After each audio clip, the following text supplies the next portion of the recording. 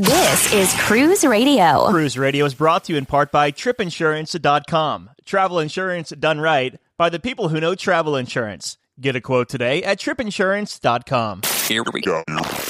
Broadcasting from the tripinsurance.com studios in Jacksonville, Florida. This is Cruise Radio. How's it going? My name is Doug Parker. Thank you so much for checking out this episode of Cruise Radio. A review of Navigator of the Seas this week, a short 3-night cruise from LA. Doing things a little bit different this week because I am over in Portugal on the Norwegian Aqua. So instead of trying to look into the crystal ball and figure out what news is happening, we're just going to answer some listener questions this week. Sound good, Richard? It sounds great, but I want to just point out that you just did like the ultimate humble brag. I'm going to Portugal to sail on a ship that you're all dying to sail on, and I'm going to be the first one to sail. So, way to make us all feel petty, Doug. All right. How you doing, Richard? I'm wonderful, Doug. Thank you. First question comes from Mark. I know cruise lines have canceled ports of call to Santorini because of an earthquake, but why haven't they returned yet? I did not know this, actually. It's something Santorini is like one of those places that's on my bucket list. I don't know if I'll ever get there, but I really want to go there. And you may recall that a couple of years ago, they had or more recently, really, they've had issues with overcrowding. And so I thought maybe there was a miscommunication here and they were talking about some of the port calls that have been canceled because of over tourism. But no, due to a recent earthquake swarm, the Greek Maritime Ministry has temporarily banned cruise ships from docking in Santorini. So several cruise lines have either canceled their visits there, canceled their cruises, or they've altered their itineraries to avoid Santorini. The first quake, which set all this in motion, happened back on January 26th.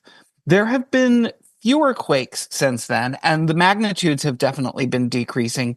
But at the moment, everyone is sort of taking a wait-and-see approach out of an abundance of caution. They don't want to start sending ships back in there until they are 100% sure that this particular swarm of earthquakes is over. So yeah, right now, Santorini is pretty hard to get to. Next question. I am new to Norwegian Cruise Line and have a question about the bid to upgrade program. When bidding, do you have the option of doing so within a category, or does it have to be from one category to another?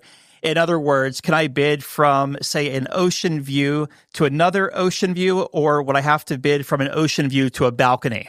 Okay, this is such a complicated question, to be honest. And we are going to hear from people who say that we got it wrong. And that's because there are different circumstances. It sometimes can depend on when and where you're booking it. But overall, here's the way it worked. And I went to my friend Barbara Foster, who is with Seize the Day Travel, really good friend of mine who I've traveled with a few times and who has booked stuff for me. And I knew she would know because she's like really, she does a lot of Norwegian stuff.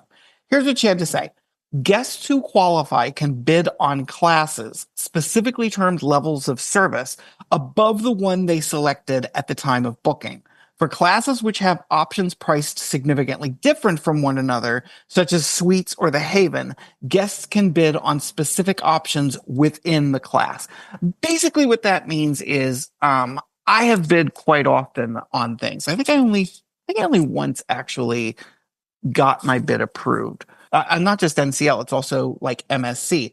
I was on them recently. I was booked in a yacht club balcony, and I was offered the opportunity to bid on a duplex in the yacht club and a penthouse in the yacht club. So you basically are bidding to the next thing up usually. So you're going to be bidding from like an ocean view to from an inside to an ocean view or a balcony. It usually goes 2 categories up that you are offered the opportunity to bid. It's important to know a couple things. Not everyone is invited to bid. You have to, they basically will send you an email if the room that you are in is available if your particular booking is available to place a bid. You get a range of bids. It'll tell you whether your bid is low or high. The one time that I did win, I did so on a very low bet. You also need to know that if you are if you are a solo traveler and your bid is accepted, you are bidding twice. So in other words, if you bid $1,000 to move from one stateroom to another, If your bid is accepted, you are actually going to be charged $2,000. You can place a bid, and once your bid is in, you can change it or cancel it at any time. Once they've accepted your bid, if you have a change of heart, too bad. Your bid has been accepted. You are going to pay that amount and you are going to be in that new stateroom. Hopefully you like it. You have no control over where that stateroom is. It's a lot like doing a guarantee. You know, if you book the cheapest price you can on a cruise, it's usually called a sail away or a guarantee. And that means you are guaranteed to be in a certain category, say balcony, but you might be in an obstructed balcony. You might be in the best balcony on the ship. You don't know. You are only guaranteed to be within that class, but you have no say over where on the ship it is. You also, if you have numerous staterooms, like let's say you're traveling with 3 or 4 friends and you have connected staterooms, you might all get an invitation to bid, or only 1 or 2 of your staterooms might get an invitation to bid. And if you do bid and they're accepted, there is almost no chance you are going to get 4 connected staterooms. You are going to get, 4 random staterooms that are going to be spread throughout the ship. So it's really important to do a little bit of research and know what you're doing before you do a bid. And this is not just with Norwegian. This is any cruise line that you're going to do a bid to upgrade with. Make sure you understand. The other really important thing to make sure you understand is what happens with your perks. Let's say you booked a room that came with certain perks and you want to upgrade to a different room. You need to find out, are my perks going to transfer? Do I get the perks of that higher level, which you very rarely do? What are the circumstances there? So, don't bid blindly, I guess is the moral of the story. Know what you're getting into. If you booked your cruise through a travel agent, work with the travel agent on the bid to upgrade. They will know. Because one of the things you can kind of do is look and see, is it worth it? It seems like a really good deal. I'm getting offered this opportunity to bid, but if I place a really high bid, let's say I go for the highest bid I can because I really want this stateroom, is it ultimately going to be worth it? Would it have been cheaper to actually book that stateroom my dream stateroom right off the bat? And my last piece of advice here, and I say this to everyone, don't count on getting an upgrade. Book a room that you are going to be happy in no matter what, whether it's an inside, a balcony. Book a room that you will be happy in. Then, if you want to bid, place a bid. If you get it, great. If you don't, you're already still going to be guaranteed to be in a room that you will enjoy the week, and you won't spend the entire week cursing yourself because you booked an inside and you just sort of assumed you'd be able to bid for a balcony. Never make that mistake. All right, next question. I'm going to ask you this one because I think you're going to know more about this one than I am. So this question comes from Brian, and he asks, do you know why Galveston cruises are now primarily all the same itinerary? They basically all go to Cozumel, Costa Maya, Roatan. Pre-COVID, you could visit Grand Cayman, Jamaica, 7-night itineraries, and now it looks like folks are pretty much stuck with Central America and no true Caribbean islands when sailing out of Galveston. Why is that? Yeah, so there's a couple of things that play into this. Well, first off, for one, Royal Caribbean is starting to bring back Grand Cayman sailings, I believe next year or so, going to Grand Cayman from Galveston. But it's a geography thing. You can only get so far in so many days. That's one part. The second part is, so Grand Cayman was really late to reopen to cruise ships. And cruise ships schedule their slots years in advance. It's not like, okay, we're going to Grand Cayman next year, because they put their itineraries on sale up to 2 years, sometimes a little more in advance now. So they were finding other slots, and then passenger demand. Everyone wants to go to the, Costa Maya, Cozumel, Roatan area. If not, they would probably go to Florida. Mega ships play into the picture too. I mean, there's a lot of them in Texas now, and anchoring off the coast of Grand Cayman, trying to run that tender operation. It could be a hot mess. So basically, part of the answer is the same reason that when you sail out of New York, you only go to certain places, because you got 7 days on a typical cruise. I mean, you could take something longer, but you got 7 days. Here's where you can go. Yeah, the ship can only go so fast to get you there. So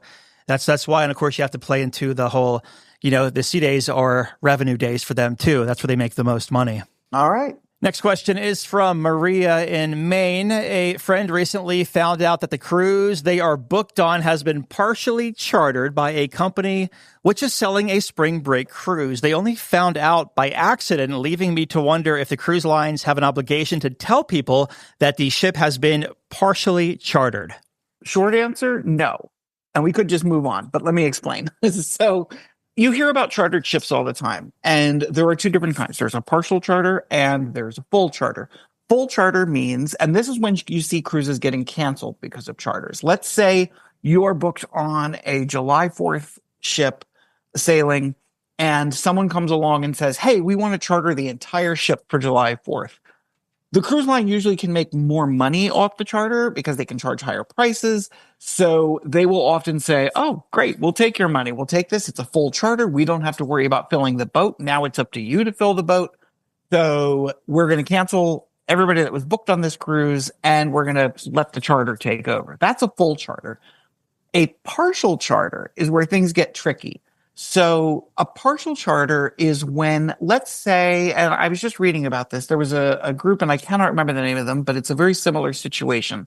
They sell spring break cruises to young people.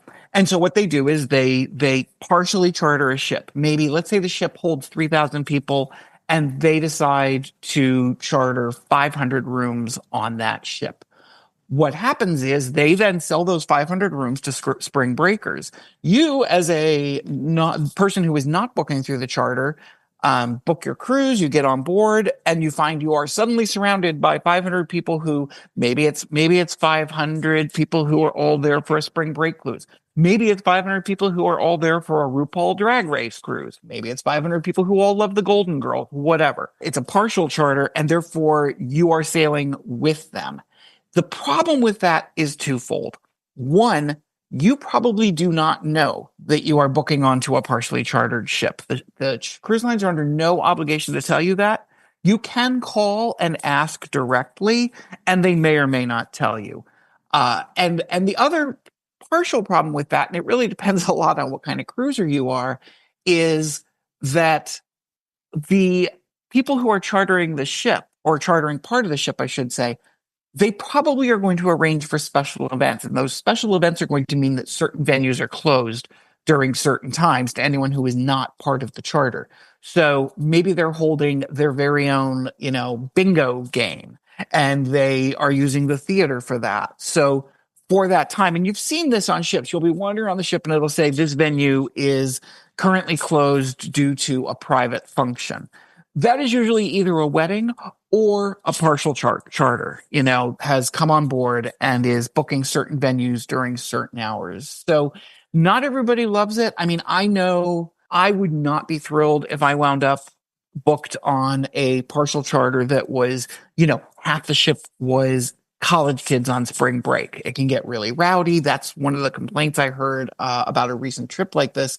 It's one thing for them to be in the bars and at the pool and being rowdy and everything, but it also at night became very disturbing because people were like running up and down the hallways and slamming doors and doing the things that drunk people do on spring break. The cruise line is under no obligation. That's what you asked. Are they under an obligation? No, they are under no obligation to tell you this. Often the person you're booking it through may not know. One of the good things about a travel agent is a travel agent will probably have a better chance of finding out if there's a full or partial charter than you as an individual will. But it happens. And once you're on board, it's too late. Yeah, it's amazing how much money is involved in actually doing a full ship charter. I don't know did we ever talk about when I was working at the radio station and we were going to charter Carnival Fascination like 15 years ago and how much it actually was going to cost? Like people just think, you're just going to pay Carnival $1.5 million and get the ship for 5 nights, but it's nothing like that. You have to come up with the port charges in advance. You have to come up with the gratuities in advance, the beverage and food in advance. Like a $1.5 million charter went to like $6 million like overnight. It was wild, the cost, the things that are factored in there on those. Because you basically have to pay for everything up front. Mm-hmm. And then, and you may not have sold the whole charter yet. You could end up eating it because let's say you book an entire ship and let's say there's, let's just say there's 700 rooms on board and you only fill 500 of them. Too bad. You got to pay for all 700 and all the food they would eat, all that aren't there, it can be risky, but it's also a very successful business. I mean, like Sixth Man does, a ton of charters with various musical groups, and they're really popular. From the Backstreet Boys, Garth Brooks, whoever, they sell to those fans, and fans love it. I can't really think of anything that I would necessarily do, but they do. Like, for example, here's one that you would never expect. Hallmark earlier this year, the Hallmark Channel decided to do a Hallmark cruise with their various stars, including Jonathan Bennett, who is the godfather of Carnival Firenze. So Hallmark went and they chartered a ship, and they're like, okay, we're going to do this like Christmas Hallmark movie thing where we're going to debut a brand new Christmas movie. It sold out in like 2 days, and they actually turned around and chartered a second ship so that they could have two ships doing this. So yeah, sometimes some of these charters are crazy popular. Yeah, and those are full charters. Yeah, I'll have to find the paperwork. I have it somewhere, but it was like 1.3 million turned into, I think, 5.5 million in like a day, which is insane. But yeah. So you think you're getting upcharged when you have to pay extra for ice cream? Yeah, exactly. All right, what do we have next here? Crystal sent us a question about her upcoming transatlantic. She said people in her Facebook group were talking about booking train and bus tickets from Southampton to London after debarkation. She and her group don't want to necessarily be stuck with a specific time and wondered if reservations are required or just recommended. And I'm going to say something right here. This plays to the two sides of almost any travel group. There's always one group of people who want to make sure everything is taken care of in advance. Like, we know exactly where we're going to be. We know how much we're going to pay. We know that we're on the 10:30 bus to the airport. We've got, from the time we go to the time we come back, we know where everything is. And then there are the other people who are a little more like, we'll float it. We'll be fine. I'm sure there'll be room on the bus for us to jump on. So, do you have any experience with this? Yeah. So before I jump in here, I do want to say that this is just my experience as a North American going over to the UK. I know we have a lot of UK listeners who probably know this a lot better than I do, but I'm going to tell you what I did.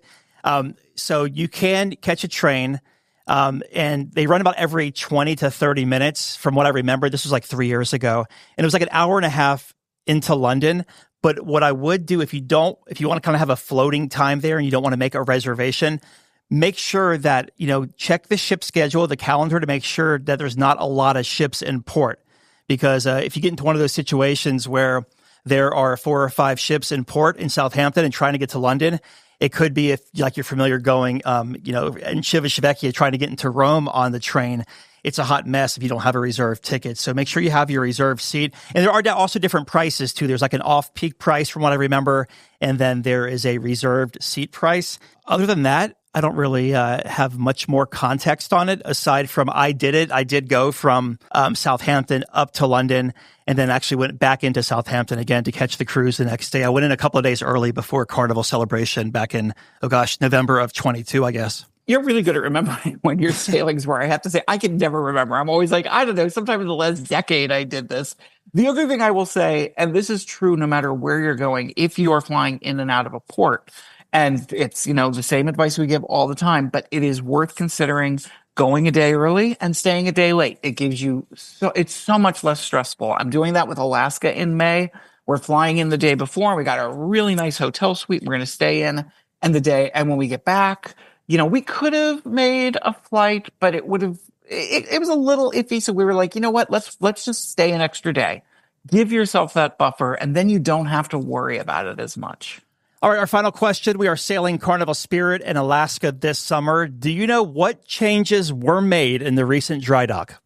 What changes weren't made? They made a lot of changes. Nothing, humongous, but a lot of little changes. Some of this is stuff we've heard. Some of this is stuff we can tell from looking at the deck plan. But basically, here's what you need to know. They removed the casino bar, which is something we've seen Carnival doing in several of their ships, which I kind of feel like is partially so that they can help cut down on smoking in the casino. People aren't sitting at, when we were on Carnival Sunrise, I guess it was, the casino bar was just packed with people smoking. So over the last couple of years, they've really been taking out a lot of those casino bars. They left chopsticks in the seafood shack. The ship has new carpet, curtains, mattresses in the staterooms, which is always nice when you walk in and it's a refreshed stateroom. And this is very important. They also added tableside lamps with USB ports and an electric outlet in the back of each lamp. And I love that. I like when I go to bed at night, I want to be able to plug my phone in and have it right there on the nightstand, not like across the room in the one plug on the vanity. So to me, that one is really important. They refreshed a lot of the public spaces. Here's a good one. They added the chef's table on deck one. So if you've never done the chef's table, I highly recommend it. You and I did it once together, didn't we? At least once. Yeah. It's a blast. It's not for picky eaters, and it's a little pricey. It's around, I don't know what they're charging these days. I paid around 100. I've also paid up to 150 based on the ship and the line. But it's a fantastic night. You meet a lot of cool people. They removed the 2-story dance club that was on dance one. So now that was on deck one. Now the dance club is only on deck 2, so you won't fall down the stairs if you have too much to drink and want to hit the dance floor. They added some stairs to the stage in the main theater. There's 2 Java cafes now because they added a coffee shop next to the Serenity Bar, so you can get your drink and then wander over after you've had a few drinks and get coffee. The hot tub in the fitness area and spa were taken out. More machines and weights were added there. They have, what else? They've rebranded the steakhouse. They've added some ADA cabins and items like, for example, they have lifts in the pool and hot tub now. That's about it. The good news, Bonsai Sushi is still there. So good for that. But that's the basics. It's sort of, what you expect when a Carnival ship goes in for a dry dock, and they do the sort of refreshing of the spaces. And in this case, most of the refreshing was both in the public spaces and the cabins. So it's going to have that new ship smell, even though it's not a new ship. And I like how they casually added 5 cabins as well. Like where the dance club was. Added 5 cabins. Yeah, where the dance club was on, it was a 2-floor deck dance club on deck 1 and 2. So now there's they're going to make more money off of that than they are the dance floor. Yeah, there's 5 cabins there, and then the chef's table is just to the after those 5 cabins. So yeah, a lot of changes for the Spirit class ship, but man, that's a nice class of ship. Yeah, I trying to remember. I don't think I've ever done a Spirit class, but it's obviously on my list. All right, staff writer Richard Sims, as always, thanks, my friend. Always glad to do it.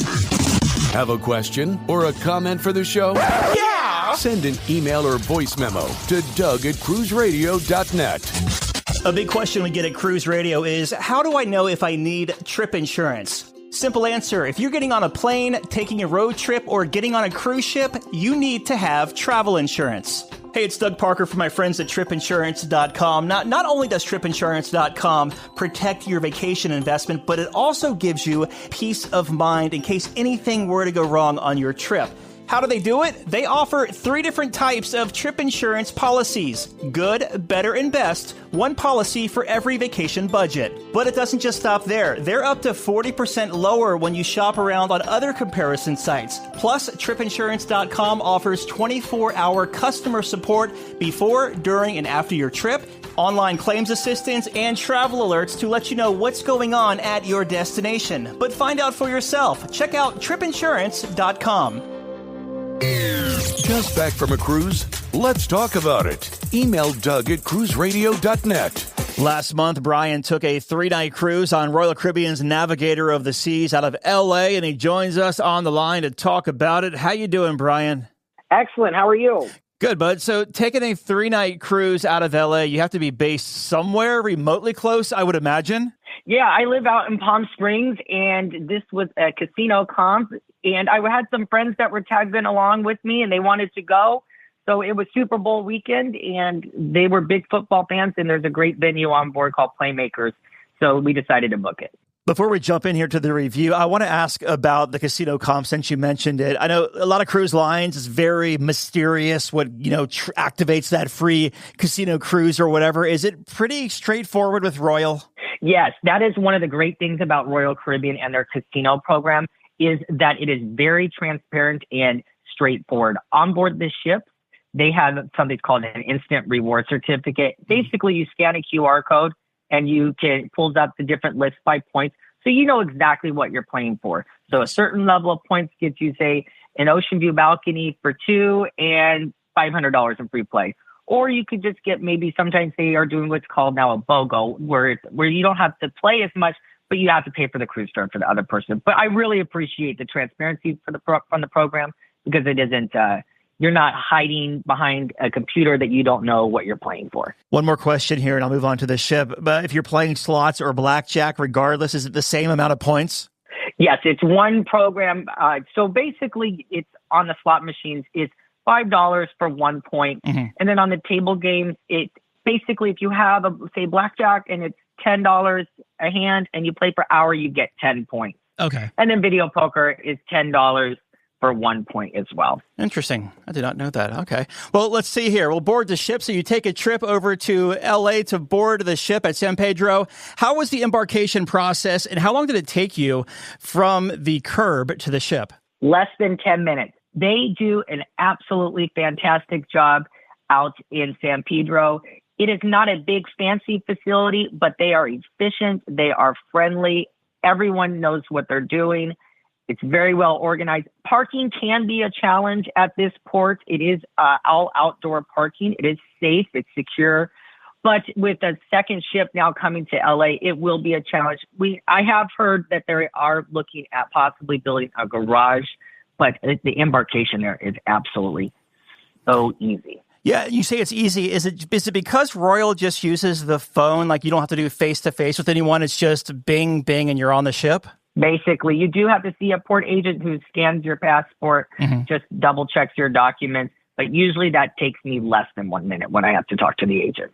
So gone are the days where you have to see someone face to face and get your key card and all of that? Yep, your key card is in your room. Typically, the rooms on this ship open around 1 p.m. So you just get on the ship and you give the bar server, say if you're ordering a drink, your room number, and they just key it in if you get on board the ship before 1 o'clock. I'm not going to ask you your first impressions because you've been on the ship so much, but if someone were to walk on Navigator of the Seas for the very first time, what could they expect? I think the first thing you would see when you get into the Royal Promenade is how beautiful it is and open. It's massive.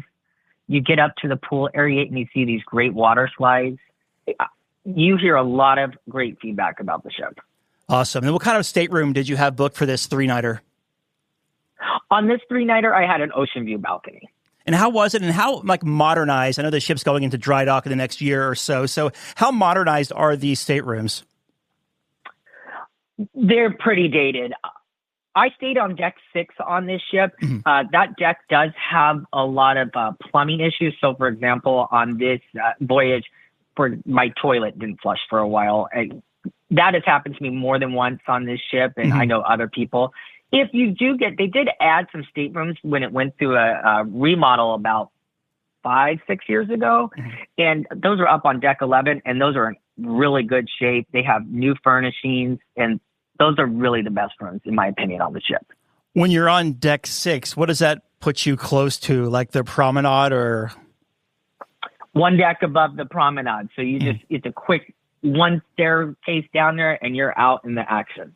How was the food on Navigator? I know, Royal Caribbean is sometimes there's spots of inconsistency between the menus, whereas, for instance, if you're on a Carnival ship, it's pretty much the same meal every single ship across the entire fleet. How was it on Navigator? I would say the food is mediocre. The 3-nighters have, in the main dining room, there's a welcome aboard night, and then there's Italian and Mexican night. Depending on the voyage, it's almost inedible at times. And for example, I know that basically the only thing that's good on the Italian night is the spaghetti bolognese. That is very consistent throughout the fleet.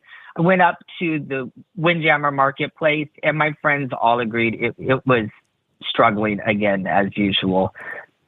In the Windjammer, how did you find the space, whether it be the crowds or at peak dining times? Could you find a place to sit down? Space is not an issue. There is plenty of seating. They do a great job making sure that there is handicap seating for folks that are in wheelchairs or scooters or walkers. I've never had an issue. I know it can be very busy in the morning for breakfast. However, I don't usually get up in time for breakfast. That's fair. And then any specialty restaurants on this 3-nighter?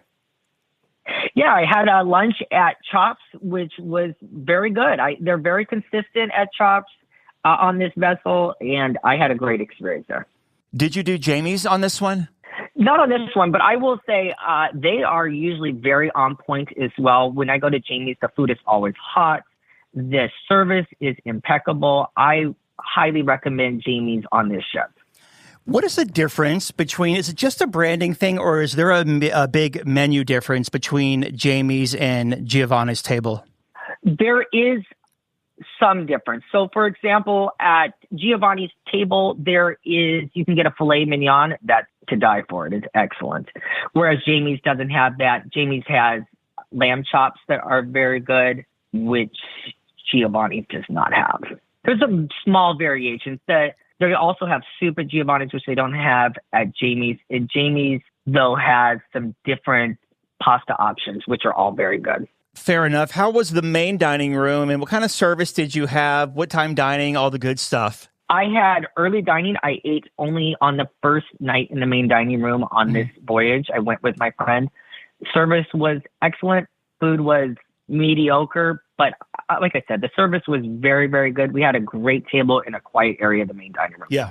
What does Navigator of the Seas do for their menus? I know some cruise lines are sticking with the same menu. Some are rotating them still. How does it look on Navigator of the Seas? So Navigator does a combination mainly of 3, 4, and 7-night cruises. Mm-hmm. So on the 3-night cruise, it's very consistent. It has the welcome aboard menu, which is throughout the fleet. And then they do Italian and Mexican. I have heard there's about 10 different menus, but when you go on a 7-night cruise throughout the fleet, it's the same menus over and over and over again. You mentioned Playmakers earlier, and you love that sports bar. Any food there? Not this time, but I will say Playmakers on this ship is excellent. The jalapeno poppers, the onion ring tower, very, very good. Nice. So the entertainment on board, it was a Super Bowl sailing. How was the entertainment on this 3-nighter? Excellent. So on this ship, they have an ice show. In my opinion, I've been on many Royal Caribbean ships. This is hands down the best ice show in the fleet. You can tell that they invested a lot of time and energy and money into this show. The drones, I don't even know how they do it. It's so amazing. Is a show like that one and done, one night only type deal, or do they repeat it throughout the voyage? Depends on the voyage. Sometimes I've seen it played a total of 4 times. There would be an early and a later showing. This sailing, I can't recall if there was a second night of it. They also have another show called Showgirls, which is shown in the main theater. That show is very, very good as well. The shows on this 3-night sailings are very popular, so you do need to get there early because the ice, especially for the ice show, there's not as much space as there is in the main theater. How about other spaces around the ship, whether it's a comedy show or music or what have you? Bolero's usually has a nice band, and that usually has no issues with finding space to have a seat. And there's also usually some sort of variation of maybe a comedian, a juggler. Sometimes they have the Adele impersonator. When I've seen her, she's really good. This week they had a duo called Mario and Danielle, and they are very good. They are funny. They are from Vegas. How does this ship handle itself with crowds and congestion on sea days? It can be very congested up on the pool deck. You can purchase a casita, which you can purchase in the cruise planner prior to the sailing. They do a pretty good job of managing the crowds. For the most part, I rarely feel that it's overcrowded. They have done a very, very good job of putting activities throughout the ship during the sea day, so that way it's not overcrowded. I have to ask, and at the risk of sounding stupid, what is a casita? It's like a bed, and it has like a roof over it, and they include some waters, and it's got phone chargers. It's a great option if you have a family and you want a home base for the day, if you plan on spending a lot of time out at the pool. Gotcha. And as far as the casino, how does that play out with the smoke situation, either inside or the venues around the casino? The casino is packed on the 3-night cruises. Royal Caribbean, I have been sailing on them for a while now. Can see the transition with the company, how they are continuing to rely more and more on the casino for revenue, which is great. This ship, it is smoking. There is a non-smoking area, but you're going to smell the smoke. It will be interesting. I know on Freedom Class ships, which is very similar to this, on Freedom of the Seas, they are going to be pulling out vintages and creating a non-smoking casino, which will be a great option for folks that are sensitive to the smoke. Are you a slot or a table player? For the most part, I play the slot machines. I will play some tables. The tables on this ship, packed. If you go in the peak hours, that is one of the downsides on that ship, is if you do want to play the table games, you may have a hard time finding a seat if you go, say, between 9 p.m. and midnight.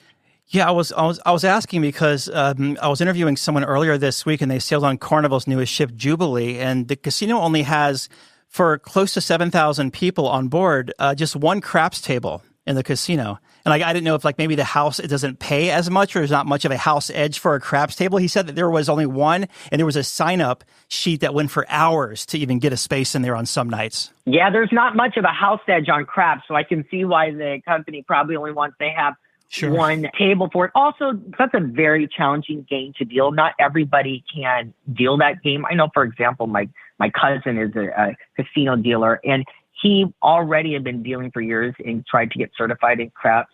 He was the only person in his class that was successful at passing the test. So It can be that sometimes that table is not open because of staffing. That goes throughout the fleet, but it's definitely because it is a very challenging game to deal. Before we started recording, we were talking about my trip to Vegas I just did, and you were saying that Royal status matches with, was it MGM? Yeah, so MGM, if you are, that's based off your Crown and Anchor status. So if you have Diamond or higher, I believe is what it is, on Royal Caribbean's Crown and Anchor Society, then you get matched to Gold over at MGM, which waives the resort fees and the parking. And I also, this is a new thing that they have this year. They're partnering with Hard Rock. If you have a certain status level, Signature or Masters in Casino Royale, then you do get a complimentary stay at Hard Rock. I am so excited to go try that out. I'm doing it next week. I can't wait to see it. I've heard a lot of great things about that property.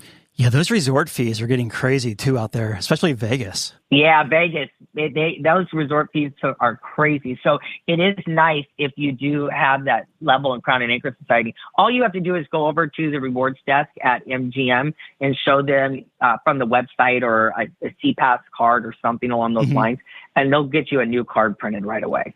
I know you do this ship a lot, but I have to ask, so your port of call was Ensenada. Did you do anything there or even get off the ship? I didn't get off this week. I will say that you do hear a lot of negative things about Ensenada. I do not have that opinion. I think outside of the box, I have found a lot of great options to do there. You can go fishing. The wine tasting is really nice there. And there are a lot of different dining options in Ensenada that people sometimes overlook, ranging from just, casual, inexpensive food to I've done very upscale dining. It's definitely a port I understand maybe doesn't have the highest guest satisfaction, but you got to think outside the box because there is plenty of things to do in Ensenada. The way you said I didn't get off this week makes it sound like the ship has a very locals only vibe. Do you see some of the same people on your sailings as you cruise so much? Yes, there is a lot of the same people that go over and over and over again. Yeah, there's a lot of folks that go every month on this ship. Does that one also run over to Catalina on some itineraries? So it also does a Monday to Friday cruise as well, and you can go to Catalina. That's a tender port. It's beautiful. The tender process is very well organized. It's easy, and it's just a cute island. So how was Super Bowl on this cruise? They did a great job with it. What they did do is they have a sports bar Playmakers that they do sell seats for on Super Bowl, but they include food with it. And that way it's not overran with people. They were also showing it out on the pool deck, the schooner bar, and down in Studio B, which is the ice rink area. All right. So you're back in Los Angeles to debark. How was that process for you? Easy, well organized, no issues at all, no backed up lines trying to get off the ship. They have the facial recognition cameras down when you get to the customs area, and I was in my car in less than 5 minutes. Yeah, gotta love that. Going back to the sailing, a couple of questions for you. Does this ship have a thermal suite? And if so, how was that? Yeah, so on this ship, they did go ahead and remove part of the spa area. It's now in a different part of the ship. This ship now, it has just a steam room. There is no sauna. This is an odd thing, and I don't know of any other ship that does this. You can only go to the steam room if you have Diamond in the Crown and Anchor Society and higher. Oh, wow. I have heard a lot of guest complaints about that. It is complimentary if you do get access, but I just don't really see the reasoning why it's limited. I know it is smaller, but it is a guest pain point that I know a lot of folks are disappointed when they get on board that they can't have access to it, even if they wanted to pay for it. Does this ship have a Diamond Lounge? Yes, it does. It has a Diamond Lounge. It's down more like, I would say, in a conference room. This ship, it does not get very busy. The Suite Lounge on the ship, though, it's beautiful. It's up in the old Viking Crown area, and it just has sprawling views of the ocean. And how does the lounge work? Like, is it open like during most of the day, or is it kind of like a cocktail hour only type hours? No, what's great about when you're Diamond or above and you have access to the Crown Lounge, it was renamed maybe a little over a year ago, is that they have like easy breakfast, small little breakfast items. During the day, they'll have some sandwiches and cookies out. And then dinner time, they have appetizers. There's a concierge who can assist you. They can get you, a specialty dining reservation booked, any sort of guest services type of thing they can take care of. On this ship, we've had a really great team of concierges. Denzel, the current concierge on there, is fantastic. He's always well organized and always friendly to every guest. During the transformation, I guess before COVID now, so it's been a few years ago, this ship received a couple of enhancements to Water Park. And also, is it a tiki bar outside? Yes, it's called the Bamboo Room. It's great. That is probably, in my opinion, the best bar venue on board the ship. They do a really good job with making craft cocktails. The team in there is very friendly. It does get busy usually on night one, but other than that, it's not overly crowded, and the cocktails are on point. What is the vibe like in there? Tiki. I would call it a tiki lounge. Yeah, it feels very like Key West style. It's a nice venue if you want to just sit down and lounge with your friends and just chit chat and have a cocktail. Did you get the chance to? It might be too cold, but did you get a chance to jump on those Perfect Storm water slides? Okay, those water slides, you guys, amazing. They did a really good job with them, and what is perfect is sailing out of Los Angeles. I know a lot of folks. Well, at least I guess I was raised in California. We get a little bit cold. And so they do heat the water in the water slides.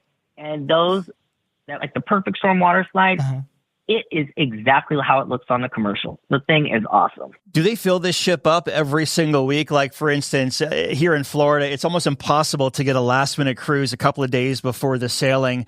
Is it pretty locked up over there? Yeah, sometimes you can't. Like, for example, I wanted to go on a cruise next month. It's 5 weeks away. I looked, I can't even get on the cruise. It's already sold out. The sailings are very, very popular. But a lot of that has to do with, like you said, with the casino comp. California has a lot of Native American casinos. Out where I live, there's casinos everywhere. That's all you hear about, and that's all you see. So, I can see why, for me, it's a better value to go on Royal Caribbean and have an action-packed weekend than to go play at my local casino. So that people in California, they're liking going over and going on the ship rather than going over to Vegas a lot of times. You hear that a lot on the ship. Being a veteran cruiser on Navigator of the Seas, what first-time tips do you have to offer? Definitely go see the ice show and go down those water slides. What was the biggest highlight of this cruise for you? I would say Super Weekend vibe. Everyone was in a good mood. Everyone was excited for the game. So there's just a different aura when you're on the ship when it's, a holiday type of thing. It's kind of like with, Halloween or something like that. What kind of crowd does short cruises out of California attract? Is it like Florida where it could be, we'll just say maybe rambunctious at sometimes? It can be rambunctious sometimes. Sometimes you see a lot of bachelorette parties. Mm-hmm. There's a lot more locals, I would say, on these sailings. People that live within driving distance. For example, I live 2.5 hours from the port. I consider that to be local. It can be very, very loud at times, but then other weekends it's not. So it just kind of depends on the week. All right, Brian, your final thoughts of Navigator of the Seas. It's a great ship. Don't write it off just because it's 25 years old. I think it's a good ship. Like I said, LA, it's an easy port to embark out of. San Pedro is easy to get to, and I would recommend sailing on the ship anytime. We've been talking with Brian about his 3-night cruise on Navigator. Thank you so much for stopping by, my friend. Great talking to you. Thanks. All right, Dougie, let's see what we got for you, buddy. Cruise Radio is produced at the tripinsurance.com studios in Jacksonville, Florida. Get cruise news, ship reviews, and money-saving tips every Thursday on Cruise Radio. If you've enjoyed this episode, please subscribe to the show. If you want to help spread the word, give Cruise Radio a 5-star review. Find Cruise Radio where you listen to your favorite podcast or online at cruiseradio.net. I'm your announcer,